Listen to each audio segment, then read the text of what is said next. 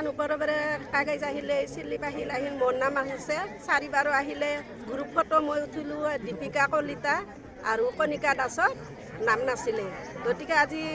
পৰহি ধৰিলোঁ আজি শুক্ৰবাৰে দিয়া কথা পৰহি মই শুনিলোঁ যে দীপিকা কলিতাৰ নাম আহিছে মোৰ নাম নাই এতিয়া কি কাৰণ কিবা এটা কাৰণ থাকিব লাগিব কাৰণ সবখিনি যদি মানুহৰ দিয়াখন হেৰি কাগজ পত্ৰ দিয়া মানুহ যদি 4-5জনৰ আহিল হয় তেতিয়া আমি নাভাবিলোঁ হয় যে গোটেইখিনি মানুহ আহিছে কিবা কাৰণত মোৰ ভুলো যাব পাৰে সেইটো মই ভাবি ল'লোঁ হয়। মুখ্যমন্ত্ৰী মহোদয় আমি উদ্যমিতা আঁচনি নোপোৱাৰ কাৰণে ইমানখিনি মহিলাই গোট খাইছোঁ গতিকে কি কাৰণত আমি ইমানখিনি মহিলাই উদ্যমিতা আঁচনিৰ কাৰণে বঞ্চিত হৈছোঁ গতিকে কিহৰ কাৰণে নোপোৱা আমি একো বুজি পোৱা নাই গতিকে পৰৱৰ্তী সময়ত আমাৰ যদি ভুল হৈছে আমাৰ কিয় ভেৰিফাই নহ'ল জনাইছোঁ মুখ্যমন্ত্ৰী মহোদয়লৈ আমাৰ মানে অনুৰোধ